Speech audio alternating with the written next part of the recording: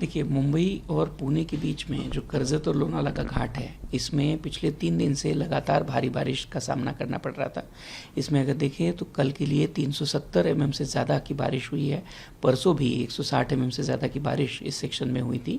आज सुबह के जो 4 घंटे हैं उसमें लगातार 160 mm से ज़्यादा की बारिश उस सेक्शन में हुई है। इसी बारिश के चलते हम लोगों ने वहाँ पे स्टेशनरी वॉचमैन को डिप्लॉयमेंट किया गया था। आज रात में लगभग 1 बजे के करीब उस स्टेशनरी वॉचमैन ने जो ठाकुरवाड़ी में एक लैंडस्लाइड हुआ था उसकी जानकारी दी।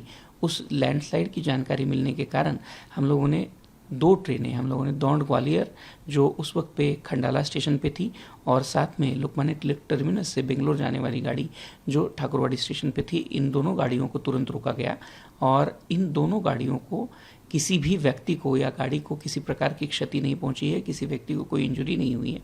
ये दोनों गाड़ियां इस लैंडस्लाइड के बाद में अपनी वो जो वापस इनको चलाया गया, दौंड ग्वालियर गाड़ी को खंडाला से वापस लोनावाला ले जाया गया और लोकमान्य तिलक टर्मिनस से बेंगलोर जाने वाली जो गाड़ी थी उस गाड़ी को ठाकुरवाड़ी से वापस कर्जत स्थानक पे सुरक्षित तरीके से लाया गया है। इस लैंडस्लाइड में जो तीनों लाइनें हैं लोनावाला और कर्जत के बीच में, वो तीनों लाइनें अभी बंद कर दी गई हैं। इसके चलते इन लाइनों के ऊपर से गुजरने वाली अभी तक 16 जो गाड़ियां हैं, जो मेल एक्सप्रेस है प्राइमरीली इंटरसिटी मुंबई और पुणे को जो जोड़ती हैं, उन सारी मेल एक्सप्रेस का कैंसिलेशन करना पड़ा है। इसके अलावा लगभग 9 ट्रेन्स हैं जिनको हम लोगों ने डाइवर्ट किया है। ये जो ट्रेन मुंबई से पुणे की तरफ जाने वाली थी, उन ट्रेनों का डाइवर्जन कल्याण, इगतपुरी, नासिक, मनमाड़ और उसके बाद में अहिल्यानगर, दौंड इस तरह से किया गया है। वापसी की ट्रेनें जो आने वाली है उनको इसी रास्ते से लाया गया है और उसमें से एक ट्रेन जो मुंबई के आगे जाने वाली थी, उस ट्रेन को डाइवर्जन दौंड, अहिल्यानगर, मनमाड़, उसके बाद में जलगांव, उधना, सूरत इस मार्ग से किया गया है। इसका जो रिस्टोरेशन का काम है वो युद्ध स्तर पर जारी है। इसके लिए रिसोर्सेज और मैन पावर डिप्लॉय की गई है, किंतु तेज़ बारिश के कारण उस काम में अभी कुछ बाधाएं, अड़चनें आ रही हैं। हमें उम्मीद है हम जल्द से जल्द इसको रिस्टोर कर पाएंगे।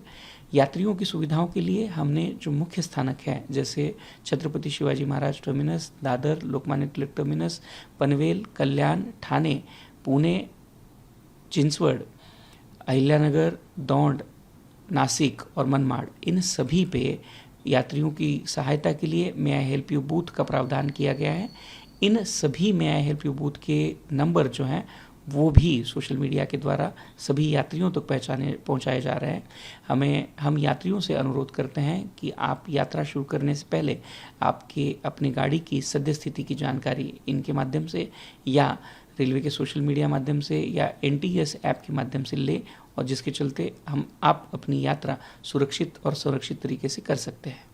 चला मला मराठीत सांगा की ज्या प्रकारे दरड कोसळण्याची घटना झालेली आहे पुणे आणि लोणावळ्याच्या दरम्यान, कितपत रेल सेवा प्रभावित झालेली तिकडे? मागच्या 3 दिवसापासून सातत्यानं याच्यामध्ये पावसाचा जो जोर आहे तो खूप होता। काल जर पाहिलं तर जवळजवळ 370 मिलीमीटर पाऊस या घाट लोणावळ्यामध्ये झालेला आहे। यासोबतच सेक्शनमध्ये परवा दिवशी देखील 162 पेक्षा जास्त मिलीमीटरचा पाऊस झाला होता।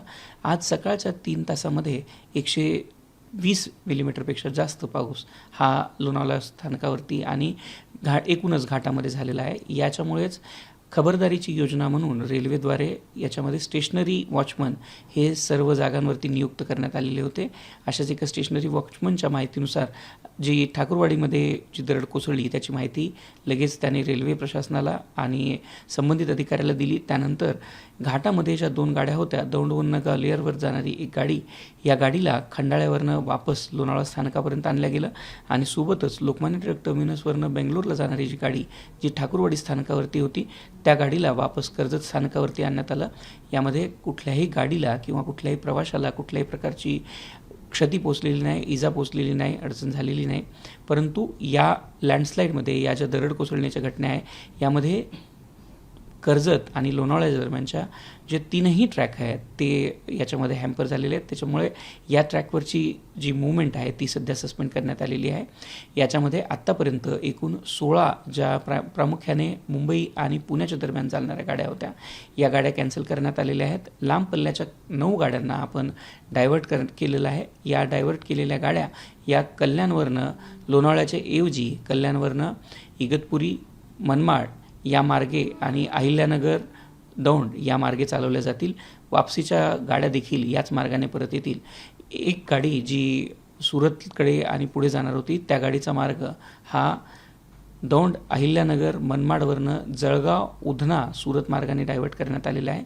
याशिवाय जवळजवळ 10 गाड्या आत्तापर्यंत शॉर्ट टर्मिनेट करण्यात आलेल्या आहेत.